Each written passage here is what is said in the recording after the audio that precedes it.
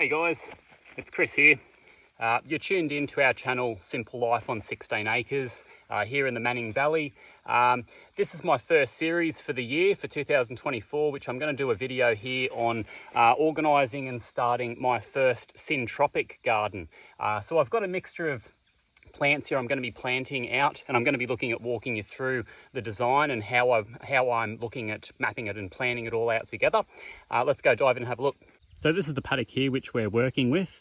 It's roughly a couple of acres. We're right here at the start of the journey, so you're seeing everything unfold as you tune into the channel. If you want to hit the subscribe button at the end if you like the video, and then you can see the whole series of how all these lines down in this paddock and the market garden over in the far over there is all going to turn out. So let's have a look firstly at the site orientation. So towards the front over here we've got south, and west is over in this side over here.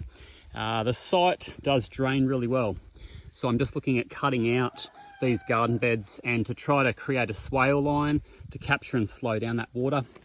Currently I've got a mixture of squash and some gourds that are planted in here currently, with some sunflowers and the odd tomato that I've been lobbing from the other market garden up the top here. Just lob a couple of fruit down and see what pops up. So this morning I've planted 3 bacon avocados, and I'm going to look at giving these plants some coverage over into the winter period just to protect them from the potential frost. The other plants that I'm going to be putting in the line here is just a mixture of blueberries. So I've got a maru over here. It's been in a pot for way too many years, and then I've got a peach sorbet, and then a few other varieties like sunshine blue that I'm going to infill in between where we've got avocados along this line here. And then the idea for future planning is to have this pathway here the width of 2 ride-on mowers, just to create a little bit of height as these avocado trees, which are going to be the main largest tree in this garden line, in this Syntropic system. And then I'm going to leave some space for a line of blueberries along here, and then aim at creating one width for a ride-on mower to do one pass, and then mulch across into the garden bed, and then another line of blueberries, and maybe another line, and then do a similar system, what I'm planning up here, which will be either of the 4th or 5th line down here, to then act as that shelter belt, which will give that western shade throughout summer, and also start to create that wind break which we need up the top here, because we get some quite ferocious winds that we've experienced throughout winter. Here's a wheelbarrow load of some compost that I've made here on our farm.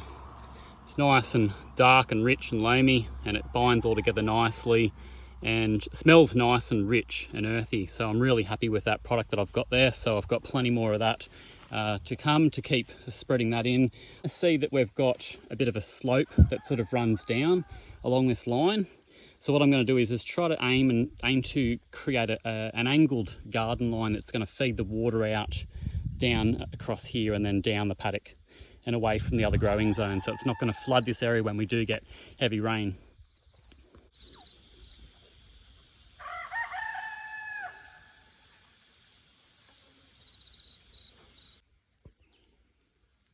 First up is the Dwarf Mulberry.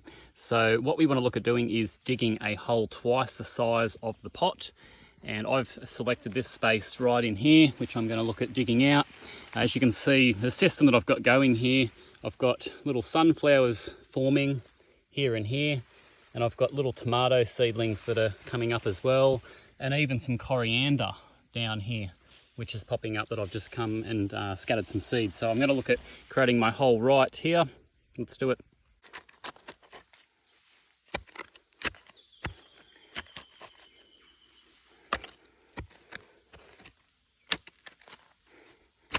See if I've got it twice the size. That looks quite like a good fit, and then the soil level I can bring up to similar here to kind of mound it. So now what I'm going to look at doing is putting about 2 shovel loads of this compost mix here in. This just one-handed here. And that brings up the level quite nice. And when I was digging the hole out, I just put the excess soil that I've been digging out from the hole just to the side to look at mixing and blending it back through. So I've got some sulfate of ammonia here, which is good for the new leaf development growth, and a little handful of some blood and bone. Sprinkle that through, and a handful of chicken manure pellets. It's only a really young seedling, but that's not a worry. The younger seedlings, I do find once you get them into the ground, they do get established. Once you get growing them and you're feeding them, they get growing just as quick as some other bigger ones that you would buy. So after the peach sorbet, I've got the rahi here, and then I've also got the rika blueberries, and then we come to the avocado, and then I'm going to look at putting in another dwarf mulberry, and then I've got over here, I've got two sunshine blues. I've got one here and the other one down the end, which is going to be nestled straight underneath this avocado tree here to give it a bit of shade and coverage. And then I've got a tamarillo, which a friend gave me. So I'm going to put in a tamarillo in here, and I might have some space to put some other smaller sort of crops in here and try to maximize the efficiency and the energy that I'm putting into this garden bed, and so it's providing the maximum output of multiple different layers of crops at different times of the year in different seasons. It's a good idea before you finish planting and backfilling with the soil to just turn the plant around and choose the exact orientation of how it's naturally formed to make sure you're happy with its structure, make sure it's standing as upright as it can. So I'm pretty happy with this position that I've picked out here. So let's get it planted. So I'm now just adding another layer of compost around the edges here with another shovel load, and backfill all this existing soil that was in the ground around here and mix all this in and blend it all together.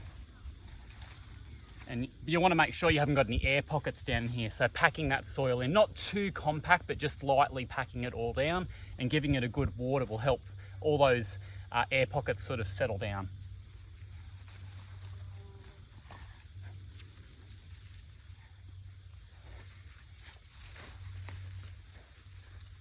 I'm just bringing the soil level right back up to where the roots were, but I'm trying to go a little bit higher to encourage those feeder roots to come up to the top of the soil. And when I'm going to come through and mulch here, that's going to keep the plant nice and happy. Let's just talk quickly about the pH, which blueberries do prefer a more of acidic pH, which is a lower pH, roughly about 5 to 5.5. This product here is your sulfate of ammonia. So if you look at adding this in small doses, it does look at lowering the pH, and it also is a good stimulant in growth development as well. So it has that nitrogen in there that's going to look at helping to kick that growth along for nice young plants, especially ones that are nice established like this blueberry back here as well. It's towering over all the other plants that I've got in here, but I don't think it's going to take long for the rest of all these guys to catch up.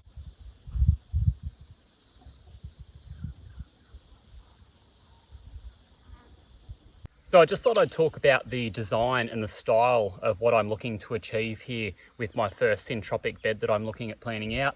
I want it to have some permaculture principles behind it, and also to have a natural holistic approach of how it would be in the wild with the layering of all the different types of plants that we're putting in here, and to become like a food forest eventually over time.